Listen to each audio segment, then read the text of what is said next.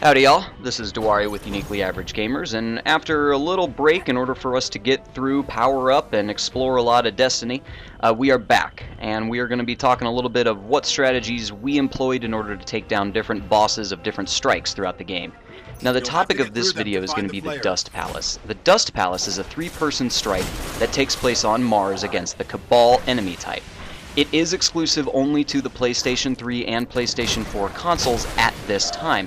But in a year's time, this dungeon will be made available to the Microsoft community. So, we're going to go ahead and talk about what we did to beat it, because it's pretty straightforward, but you will need to be coordinated as a team. And as always, you got to kill a couple ads before the boss fight actually initiates, so we're going to do that, and then once the boss pops up, we're going to talk a little bit about how we beat him.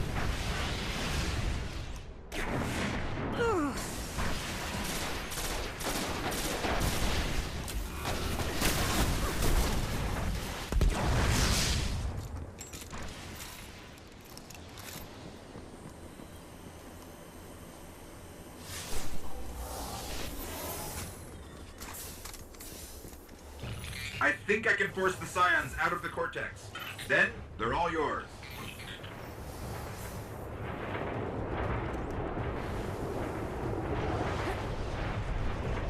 Okay, so to call the final confrontation in the Dust Palace a single boss fight is kind of a misnomer. The boss is actually going to be three super powerful Cabal Scions that are going to have increased health and increased shield. You have to kill all three in order to be successful at this fight, and after killing one of them, it will spawn a wave of enemies. So the premise is, you and your teammates focus fire down one of them, and then you kill the ads that spawn from dropships and nearby doorways, and then you focus fire down the second one, rinse repeat. The waves do get harder the more of the Scions you kill.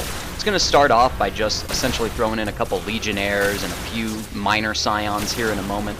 But as you kill more and more of them, you're going to see things like Cabal Commanders pop out. There's going to be a few Colossuses or Colossi, whatever, I don't know what it is.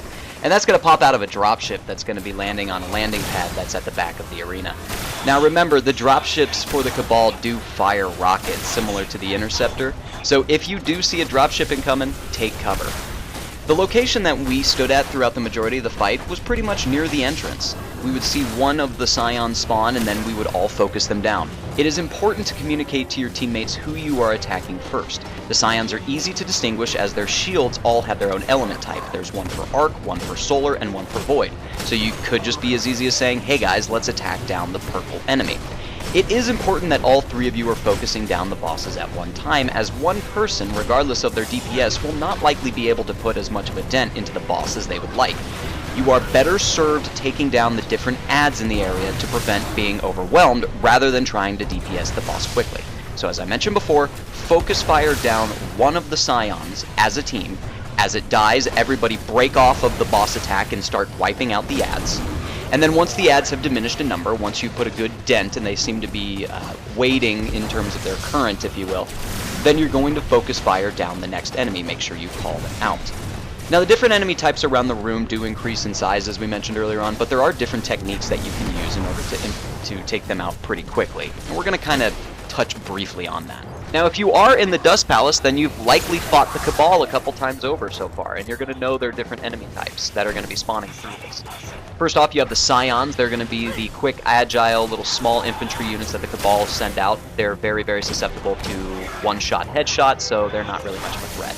Next, you have Legionnaires. They're kind of the bread-and-butter infantry unit of the Cabal, susceptible to headshots once again. Then you have the Phalanxes. They're Legionnaires that have shields on them, and they're going to be trying to press on your position, essentially control the battlefield with these big shields. When they are in front of you, firing at you, you can shoot their weapon hand to stun them, and that exposes their head for a couple headshots. After that, you're going to have the Centurions. These are going to be the Legionnaires that have more health and a solar-based shield around them. So make sure you're using your solar weaponry and your solar-based DPS classes to their full potential to bring down those shields quickly. The shields do recharge, so take advantage of the shield being removed and kill them quickly. Now the final enemy unit that's going to spawn is the Colossi. They are going to be spawning after you kill the second Scion boss unit. Now the Colossi are very pesky. They can be very, very tedious, so I recommend breaking off attacking the boss and having all of your players attack down the Colossi. The Colossi have a minigun that's very, very powerful if you stand in it. They also have tracking rockets that fire in volleys of 5 to 7, and they will be homing in on your characters, so that is going to be the biggest nuisance you face with them. As we mentioned before, have all of your players focus them down quickly, and that's going to remove them from the battlefield, thus they are not going to be that pesky. Once you have defeated all the Colossi, we have not seen them respawn, but then again, after we complete the Colossi, we go over and we just DPS the final boss down as quickly as possible to end the fight. So they might respawn eventually, we just don't really know. The boss never survived that long against us. Now, every group makeup in Destiny can down this boss, so there's not really a mechanic that states if you don't bring X class, then you're totally boned. That's not going to occur here. But if you are looking for an ideal group makeup, then it cannot hurt to include a Defender and a Sunsinger in this group. Now, the reason we say that is because both classes have the ability to augment the overall burst damage of your raid.